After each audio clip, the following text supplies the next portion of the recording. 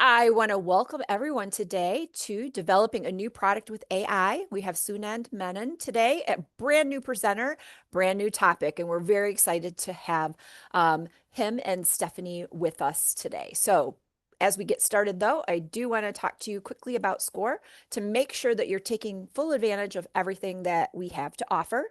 Our goal is to share small business information with you. We do that in a couple different ways.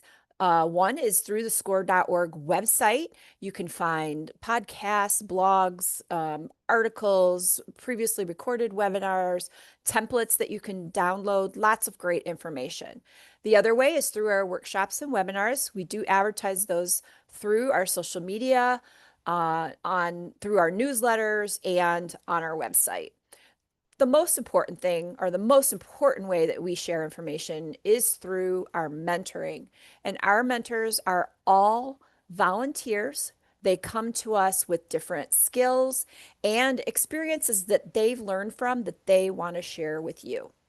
We are working with clients in every stage, from I'm trying to decide if I should start a small business, to planning, to being in business, growing that business, and leaving that business. So if you don't have a mentor, I strongly suggest you consider getting one. A beginning session is probably going to be about 45 minutes. They want to learn about you, your goals, your challenges, and they're going to work with you to put together a plan so that you can be successful. It's also not uncommon that other mentors are invited in along the way to make sure that you're getting everything that you need. So the next logical question, how do I get that mentor? It's very easy. There's multiple ways on the score.org website. Probably the easiest is let us do the matching for you. You just put your zip code and that will connect you to the chapter that's nearest you. And then a little contact form pops up. We're looking for what kind of business you have or are planning on and how we can help you in the moment. And that'll allow us to match you to the best mentor for your situation. So you can interact through chat today, no problem there. It is helpful to me if you can please put any questions for our presenter into Q&A. Q&A is on the toolbar. That way I don't lose track of any of those questions. We do plan on doing questions at the end. We are recording today and we'll post this on our website. And you'll be able to find it. Give me 24 to 48 hours to have it posted, but you'll find it on the score.org/Boston website. And according to that graphic, you can see on the blue bar, there's local workshops. And in that drop down is previously recorded webinars. So that's where you're going to find that. So I'm going to go ahead and pull down my share and let Sunan get his up. And I'm going to turn it over to you and let you introduce yourself and get started. Awesome. Well, thank you so much, Teresa. Hello, everyone. And thank you, Teresa, for this opportunity to speak with this super group of folks. I now have had the chance to meet quite a few SCORE folks and business owners, entrepreneurs, and I've been really impressed by what you are all doing. So, a little introduction. My name is Sunand Menon, and I am president of Extuitive, which is a Boston-based company. Extuitive uses artificial intelligence agents to help small businesses create and revitalize consumer products, to test these products with consumers real time, and then to market and sell these products, for example, on Shopify or other online places as well. I'm also an executive fellow at the Harvard Business School, where for the past few years, I've been teaching and doing research on how to lead in the digital era. And at this point, it's more or less code language for how to work with AI. And in that context, one of the cases I teach is actually around how to create and market consumer products. I've spent a lot of time on generative AI, and one thing I can say is that it's something we really have to take seriously. It is not going away. And quite soon, we'll all be using it the same way we use our calculators or phone or any sort of the daily necessities. So let me give you a little briefer. What exactly is generative AI? I know you're going to do a number of SCORE webinars on this topic. So I think it's helpful to have a few basics out of the way. So I've taken this definition from Harvard's IT department, which is a type of artificial intelligence that can learn from and mimic large amounts of data to create content such as text, images, music, videos, code, and more based on inputs or prompts. Now, we're going to talk a little bit about prompts a little bit later on. Now, a couple of months ago, my digital leadership research team surveyed over 1,500 owner-operators of businesses, which is, and about a fifth of them are actually small businesses. And we asked them, how are they using or are they using generative AI right now? And we also asked them how often they will be using it 3 years from now, whether they're going to be using it, how often they're going to be using it. And here's what you see. It's pretty astounding, right? A quarter are already using it a lot, and more than half are using it in some form or fashion. So it's a lot more when you look at it in 3 years' time. Almost three-quarters will use it a lot. In fact, if we ask the question who's not going to be using it for business purposes, they would only be about 5% or so. So back to my point, it is here to stay. Okay, so how are people using generative AI right now? Um, Here are three examples. To generate pictures or video, that's one. To generate text, whether it's letters or publications or blogs, and to generate code. And those are just three examples. There are a lot more as well. So on the left, you can see what I did just now with ChatGPT 4.0. I basically uploaded two pictures. One, a picture of Roger Federer, the tennis player that I took a few years ago when I was at the US Open, and another one, which is from my LinkedIn profile. And I said, please create a picture of the person in the suit playing tennis like the tennis player. And wow, it did exactly that. It literally did everything I asked, including the suit. It's pretty amazing and fun. And at the same time, it's also a good lesson, which is be careful what you ask for. I assumed it would just put my head on Federer's body. It understood me as wanting to wear a suit as well. And that's why you get that picture. So you have to be very specific about what you're asking for. And this is where prompting comes in. We'll talk a little bit about that as well. In the middle, you see AI's capability to generate text, and it can do the same with music and with software. I use music software called Udio or Suno, or you can create movies with Sora. And of course, on the right-hand side, it can be used to generate code. Nowadays, you don't need to write code from scratch if you're sort of inclined. The example here is from GitHub Copilot. Our company uses an AI coding software called Cursor, which has become huge now. So you can see there are a lot of different areas that you can use generative AI, including if you want to develop new products or revitalize your existing products or even test them with customers. And that's what we're going to be talking about going forward here. So here's a typical process that a lot of organizations do when they're launching or improving and marketing a product. The steps may vary based on how rigorous folks are, but it's generally this sort of outline. They do market research. They analyze trends to find an opportunity. Then they spend a lot of time developing and prototyping the product, its name, its packaging, and they also spend time perfecting the process to produce it. They also do costly customer research studies and consumer research studies and panels before determining where to do a test market launch and when to do it and all those types of things. And of course, they spend a lot of money developing marketing campaigns as well. And even then, after all that, there's a chance that the product will fail. And in fact, there's studies that show that they'll still fail, a big part of the time. So they have to keep iterating until it succeeds or ultimately kill the product. And wow, that's just for the big companies. They have a lot of money, they have people to do these kinds of things. In smaller companies, we rely a lot of the times on our gut instinct, our families, our friends, smaller groups. We make educated guesses. We try these little things out. We don't have that many resources. I know folks who determine product launches because they have amazing instincts on what customers want. But that is pretty rare, right? Most folks who have ask a few family friends and use their gut instinct to launch and grow products typically fail pretty miserably. And this is where AI comes in. It democratizes the playing field and gives us capabilities that previously only large companies could do. And that's what we're going to do right now. It's sort of inspired by this Harvard Business School exercise by Professor Yaboinov, and it works. What you see on the left is obviously the case study that we're sort of kind of drawing up on. But what you see on the right is a product that was created with the help of generative AI. It's called Focus Fuel, which is a caffeinated gummy.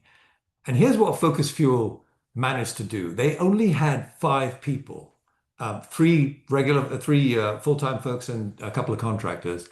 They had 1.5 million in revenues in the first year from a brand new product built from scratch. They had distribution deals as a result with some big names like GMC, Walmart, 7-Eleven, all starting with online sales and the way that they sort of developed it. The founder, I think his name is Daniel Hertz, used AI as his co-pilot, all the way from developing the product to marketing the product to even writing contracts. He calls it 100% AI powered snack company. So,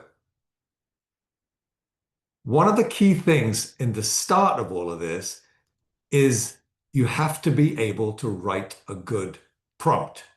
So, have a look at this prompt. It's very descriptive. It's for a video that we use this is actually done through Sora, which is the video outlet of ChatGPT. I'm going to play the video, and while I'm playing the video, I will read out the prompt so you can see the power of the prompt in itself. So, a stylish woman walks down a Tokyo street filled with warm, glowing neon and animated city signage. She wears a black leather jacket, a long red dress and black boots, and carries a black purse. She wears sunglasses and red lipstick. She walks confidently and casually. The street is damp and reflective, creating a mirror effect of the colorful lights. Many pedestrians walk about. So that's the prompt. It's pretty detailed, but that is the result that you get from that sort of detail. Everything that has been described is actually added on here. And if you do the close-ups, you can actually see how real it is. This is just an idea of the kind of things you can do if you have the right prompt. And we'll talk about the right prompts for product development as well. So what makes a good prompt? Here are 7 characteristics that you need to consider. Firstly, you have to be very clear and specific. That example that you saw of the woman in the Tokyo street is a great example of that. Precise language, no ambiguity, or as little ambiguity as possible. It's helpful to give context and intent. Include why you're asking. So in our case, when we're talking about building a product, you're saying, why do you want to do this? Because I want to grow revenues. I want to create something that's not out there, and so forth. Then there are instructional prompts, which is lots of clear steps. Sometimes you need to do this in steps and break it down. And so you give clear commands on the steps that you need to follow. And then, of course, there are feedback loops. Iteration is the name of the game in most of these general purpose generative AI software. So you need to prompt for iterative refinement, and you need to keep confirming whether something's working or whether something needs to be changed and so forth. And it takes a lot of time, it takes a lot of patience. Then the 5th one is chain of thought. Make sure you ask the AI, whichever one you're using, to disclose why they did something, what the rationale is for it, so that you can actually it's like having a conversation. And then there's a couple of other things, which is it helps if you sort of give a view of the end vision. I want to have this type of end output, and that's how they can work towards it. And it really is also helpful if you assign a persona to the AI as well, right? It's not just about assigning a persona to yourself as, the owner of a small business. You can actually assign them an AI saying, be my marketing AI or be my product development AI, and so forth as well. So that is what makes a good prompt. And with that in mind, let's go through those product development steps that I quickly outlined previously with some relevant prompts. So here's the first one, analyzing current trends and identifying an opportunity. So the first step is that, if you recall, your prompt could be as simple as, I'm attaching a report about trends in the toy industry for 2025. Okay, so I'm building a toy. Please analyze it and suggest to me where the biggest opportunity is, right? This assumes, by the way, that you've got a research report on that industry, which you've downloaded from the internet. But if you don't, you can actually ask the AI to find relevant and recent reports as well. And make sure you ask for the source and a link to it so that it's not just made up. Because sometimes, by the way, it has been known to make stuff up. It's called hallucinating. And if you don't, by the way, if you don't find it believable, you can just say so. It's like talking to someone across the table and saying, no way, this doesn't make sense. Explain to me and show me some evidence for why you say that. So that's the first one. When you look at the next part, which is actually the actual product development part, where you say create a name, logo, packaging, here is the type of um, prompt that you'd give for the product ideation. A simple prompt like, I'm a business owner. I would like to create a toy company based on this opportunity. I want to create my first children's toy. Ask me 5 interactive questions, one by one, to identify my toy preferences. So this is going to solicit a number of questions. And if you remember when we talked about what makes a good prompt, this is the iterative one. This is the repetitive one where you're saying, give it step by step. Sorry, that's what I meant, the step by step. And it will solicit a number of those questions. And based on your answer, it will generate a product description for your approval. Things like choosing a name, who it caters to, what type of product. So there's a level of interactivity with you. And then you can go on and ask for a sample design and packaging, and it will generate that design. It's simple. However, there is a caveat. The design may not be what you like first off. And actually, from speaking from personal experience, I've had to do it a lot, many, many times. So you'll definitely have to iterate a lot when you're using these general purpose AIs.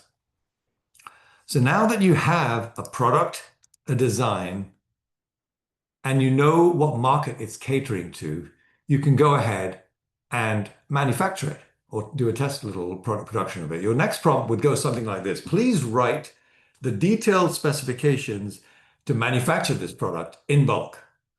Or it could be, please, can you identify contract manufacturers or 3D printer suppliers who can manufacture this product in bulk, assuming that it's, your toy can actually be done through 3D printing.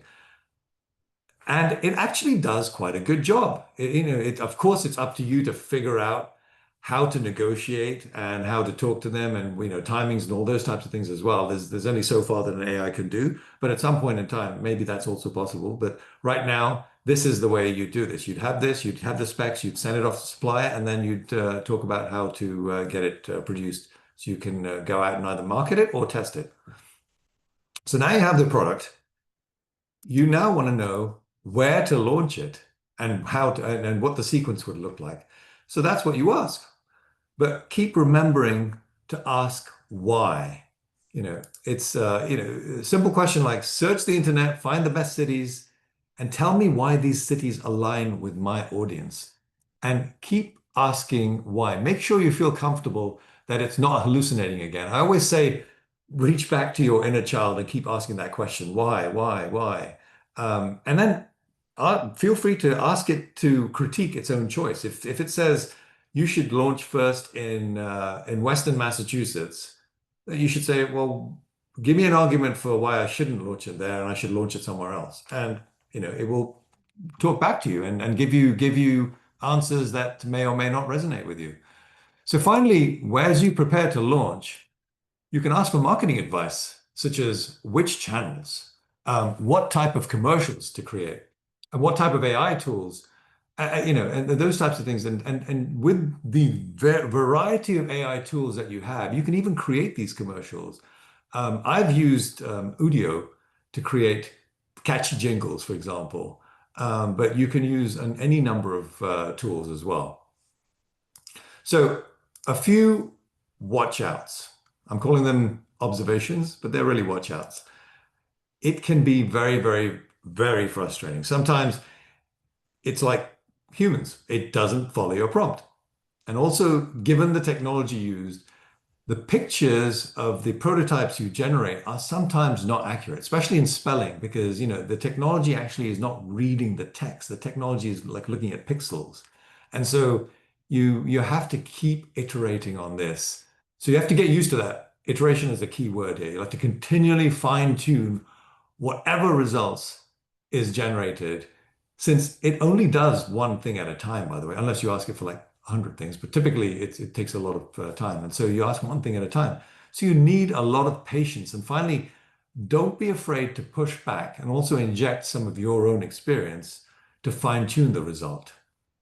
And this is, by the way, generally the case with generative AI programs such as ChatGPT or Claude or Perplexity. They serve a lot of different purposes, sort of a jack of all trades. There are a number of specialist AI capabilities catering to specific needs. So, Otter, for example, creates automated meeting notes. Notebook LM is great for audio overviews and podcasts. 11 Labs is superb for voice generation. I mentioned Udio before for music, and there's a number of these. And I personally, obviously, I've been talking about Extuitive, which is for product creation, validation, and marketing. So I'm going to now show you what that could look like on a more specialist platform. So here's an alternative way to develop a product, to validate it with customer input or consumer input, and to market it. And it's something that small business owners are trying out right now. The whole thing is driven by AI agents. So what exactly is an AI agent? It's a software system which uses artificial intelligence to interact with its environment, to gather information and take actions to get specific goals. So it's very autonomous in its own way, as long as you give it the authority to work in that specific area. So in this case, there are AI agents who work as your product developer and designer. That's the create option over here. Then there are AI agents who work as regular consumers like you or me, who can test and validate the product and tell you whether it's good or not, whether it's something that people would want to have or not. And that's this evaluate over here. And then there are AI agents who work as your marketers and tell you how to best position the product to sell more. And that's this one over here. And these three colored pills are basically your agents to create, evaluate, and prepare to launch. The starting point in these cases is a prompt. So for example, I put a prompt here for a breakfast bar, and it could be quite detailed, or it doesn't have to be as detailed as in some other areas. So for example, I've said, I want to create a breakfast bar designed for the convenience and nutrition, tailored to busy lifestyles, gluten-free, dairy-free, high in fiber, and so forth. And you get a number of different options. And actually, you get product ideas separate to all that for probably on a daily basis as well. So that's the starting point, which is the prompt. If I put a prompt, which is for a hand cream, I get a number of different options. Again, because this is specialized versus generalized, we get a lot of different options. We get like 200 of them, all in different themes based on the prompt and with some indicative pricing. So you get to choose which ones you like and which ones you don't necessarily, which ones you want to test and see, okay, this seems interesting. I want to test it and understand a little bit more about it. The more ideas, the better, I found. So if you go onto the testing, you basically selected these promising products and you do these consumer tests to evaluate whether consumers like the product. So you type in the characteristics of your ideal consumer and you give specifications such as age range, income, gender, location, and it generates a number of consumers that fit the criteria. Now, you'll ask yourself, how does this do this? Because, this seems really strange. Essentially, what we've done is it's pooling from about 100,000, almost 100,000 actual real US consumers across the census, US census. We've collected all this data about them, demographics, preferences, purchase patterns, all those types of things, and then model that, and you can extrapolate. So there will be a digital Sunand or a digital Teresa that will say, I like this iPhone case versus another iPhone case, and it's pretty accurate. The accurate is quite astounding, in fact. And so instead of doing a costly sort of consumer panel, you can actually just go and determine your consumers and then evaluate it, and that's what we're doing over here. So what happens once you've done that is you get a rating by those AI consumers. The AI consumers rate your AI design product, and they'll group them in terms of preference. And you can see it's really what is preferred by the target audience in terms of uniqueness, three factors: uniqueness, purchase intent, and then the intent to purchase again, the repeat purchase intent. So you get an evaluation of what's good and what's not so good, which may spur you to tweak the product a little bit. And those are sort of the pros and cons that you see over here. And then you finally move on to sort of the production and marketing area, which is, you get a manufacturing spec sheet, which is automatically created that you can pass on to a contract manufacturer. And at the same time, you can also look at your marketing agents, which recommend how to tweak the language of your product description. So you get, sort of three versions: recommended, a variation two, variation three. By changing the language, I'm sure you all know, just by changing the language, it can make it much more appealing if you change the tone and the way it's presented. And at the same time, there's also marketing collateral that you can sort of automatically build out. These are all things literally at the click of a button that comes out. And as with all specialist AI applications, the difference here compared to most generalist AI applications like a ChatGPT or a Claude is that you do a lot less work and you get a lot more options to choose from. And in this case, access to, those 100,000 US consumers. So why is all this important, right? We surveyed a number of small businesses, all less than 20 million. Most of them are actually less than 5 million in revenues.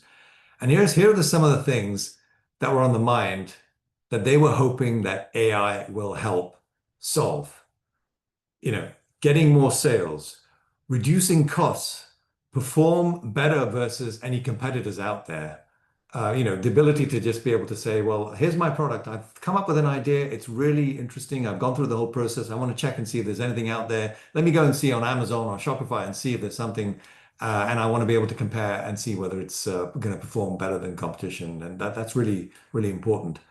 Reducing product development costs. And there's a host of other issues over here that we've seen that would be factors that would help AI. And AI can help. I've just taken you through a whole process and shown you a number of different types of options for AI software that are out there. So, as small business owners and operators, you really need to be prepared for this AI wave. It is transforming innovation. It is transforming competition. It's transforming the way we operate our businesses. It can help generate new sales, right? For existing businesses as well as for new products as well. And it's not going away. It's actually accelerating.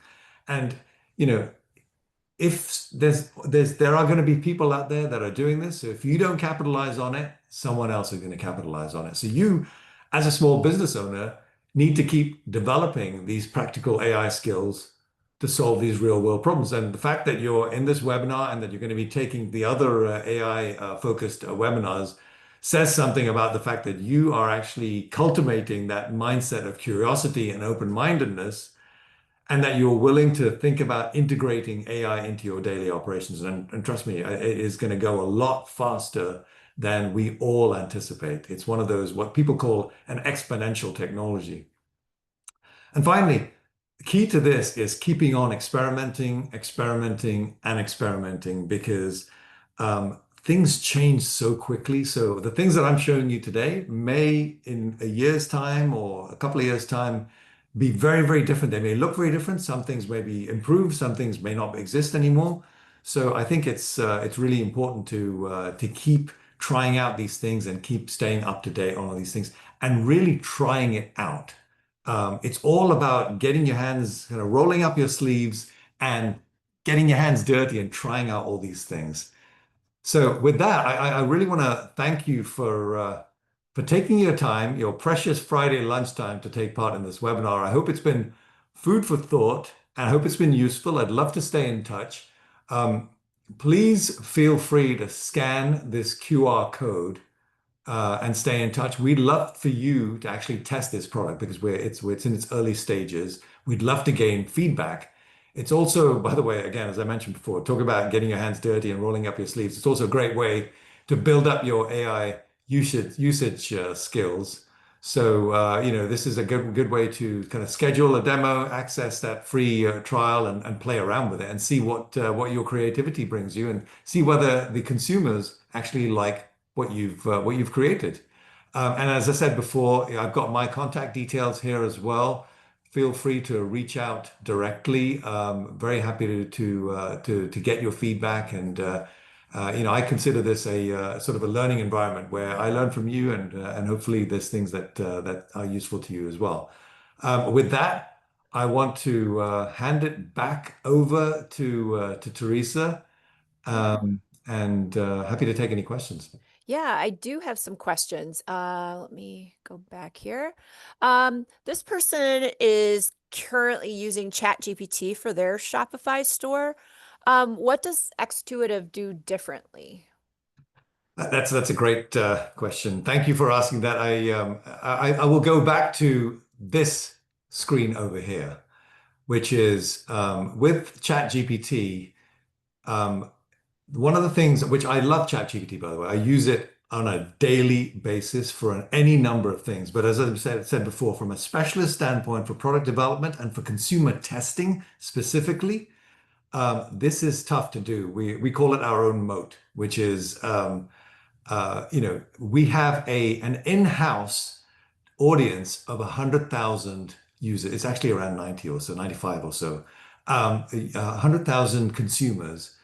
And if I want to talk to someone who is from the Midwest, who is a woman between 25 and 35, who has children that are picky eaters that are between the ages of 5 and 10, I can get to that level of granularity in terms of finding folks who have those characteristics. It is because we've collected that data and we've extrapolated from there. So I think that's one of the key things that is really very helpful because, ultimately what you're doing with a generalized, and it's not just ChatGPT, it could be, Claude, or it could be Perplexity. What you're doing there is they are drawing upon data that's already existing on the internet or that someone has put in, but not necessarily on a database, consumer database that you would do if you were going to go and test it with real consumers. Is that helpful? Yeah, that was great. Thank you. How do generative AI tools handle real-time trends though? How does that Yeah. work? Yeah, it's funny you say this because if you so the simple answer to that is in many cases anything that you're paying for will have a much better view of what's happening in real time. I don't know whether there's too many that are able to track something that's happened in the last 5 minutes or so, like sort of breaking news or anything like that. If you're using any of the free generative AI sort of generalist type of products, typically they tell you that at a certain there's a cutoff date at a certain time where they haven't collected that data as much. So there is a lag in these kinds of things. It's funnily enough, we're actually experimenting and we're looking at social media trends as well. So that's one of the things that we're putting together. So if you have something that's trending in Instagram or in TikTok, we're now looking at importing all of that and being able to say, well, by the way, did you know, if you go back to this screen here, did you know here's some product ideas for you based on things that we've seen that's sort of trending right now. Okay, great. Okay, this one says, excellent presentation. What is the most important thing that Extuitive does? And did you use the program to help you grow and find your name and logo? That's a great question. So the funny thing is, we actually tried. So there's one thing that I want to make sure that you understand from a specialist AI perspective. I've actually tried this with software. It doesn't work well with software, right? I'm just being very, very honest. This has been built for consumer goods products. So doing naming and logo and all those things, we can do that. But as soon as you start looking at generating physical products or pictures, if I did this right now, I wouldn't get a picture. I wouldn't get I would be able to get logos as well. So that's a great question. But for software, it's not as good. Okay. Um, Yeah, I don't seem to have any other questions at this time, but we do plan on sending a follow-up to everyone um, with that your last, yeah, that screen to make sure. Thank you, so that we can make sure if anyone misses it. Yeah, yeah, and Yeah. we are. I think we have to practice what we preach, which is we have to iterate on a lot on things as well. So if it would be really awesome if you kind of look at this QR code, play around with it, and we're happy to give you a live demo, obviously as well, and say what works, what didn't work. I have to say thank you to a few SCORE members who have been very helpful in this as well, and really very, very insightful comments. So I feel like we've developed a lot just from our affiliation with SCORE, and I have to say thank you so much to all of Oh, you. Yeah, well, thank you for that. Oh, Stephanie, go ahead. I just want to say there are two that are in Q&A, Teresa. I don't know if you saw those. I have nothing in Q&A. Oh, weird. I'm seeing them on my end. Okay, I'm happy to ask them if Oh, that. yeah, go ahead. So I am launching a new product device to market for a licensing deal. How can it help me on this journey?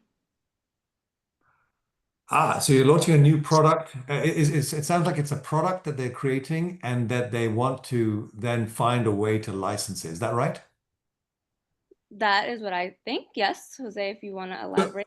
On yeah. So in this case, I think that's a great use case. So for example, the physical product, if it's a physical product, the initial part where you go through to generate the ideas can easily be done. The testing can easily be done. And then the rating and the marketing can be done. You can actually ask it to create copy that is related to potentially working with partners and so forth as well. I think that's one of the things we can try and implement, and I would love to actually use that as a test case if that's something that whoever put that in. I think it would be awesome if you try it out. So I'll go back to this page over here as well because I think the idea would be, so if you look at Focus Fuel, for example, as the example that I gave, they had licensed and they had done sort of distribution deals with others as well. So I think that's definitely an option. Okay. Stephanie, was there another one? And there was one more. Can you comment on the intellectual property of AI generated ideas? Okay. I'm glad. I should have mentioned this before, but I'm glad that this has been brought up. Our whole philosophy, and I think generally this may vary based on one product versus another product or anything like that, but our whole philosophy is whatever you generate is yours, right? We are just a platform for your creativity. And you'll notice that just based on subtle changes to the prompt for what you've done, or subtle changes for the audience that you're targeting, you may get a totally different set of opportunities. And also in terms of the way that you're messaging things as well.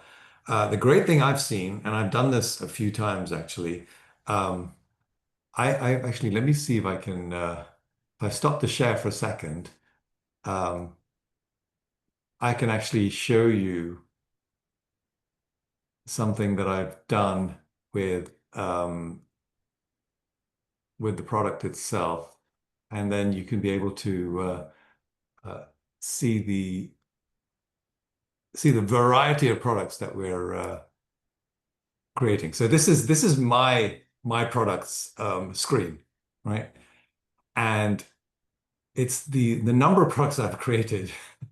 It's just up to your creativity, basically. So I've got I've done gaming steering wheels, I've done golf shoes, children's toys, um, tea, snacks, drinks, you name it. There's a whole bunch of different things. So I think it's definitely um, there's a lot of variety that you can add into this. Okay. Awesome. Thank you. And then one more question. Was your database of 95,000 people used for the product that was used in the presentation? Uh, you mean the screenshots that we have over here?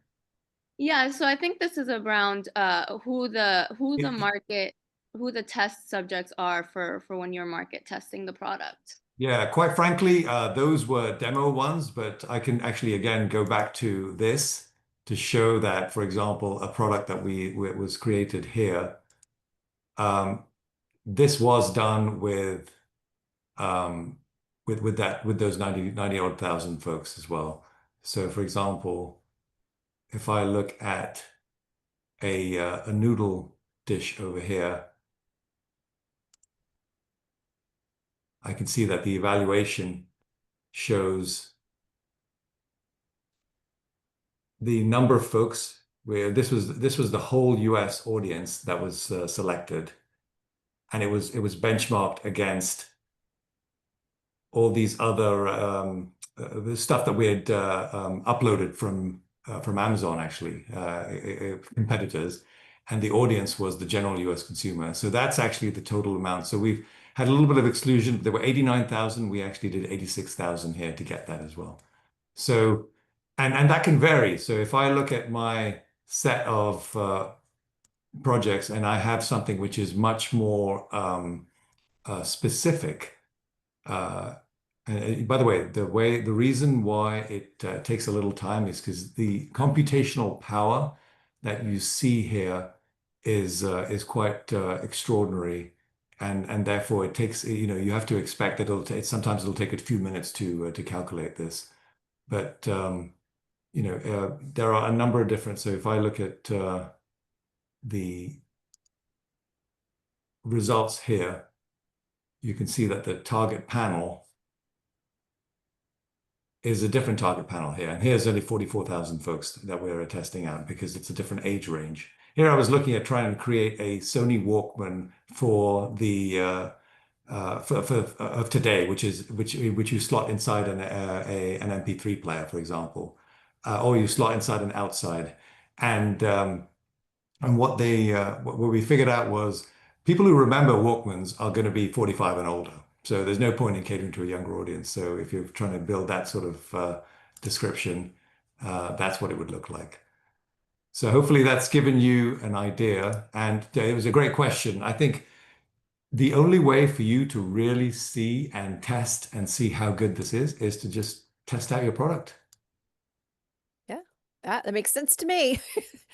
Well, I want to thank you. This was a fantastic presentation. I think everyone learned a lot. We will get that follow-up email out to everyone.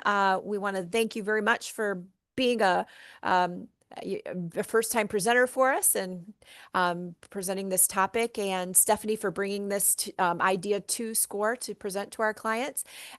So thank you everyone for joining us, and we hope to see you again on a new workshop very soon. Thanks, everybody. Thank you, everyone.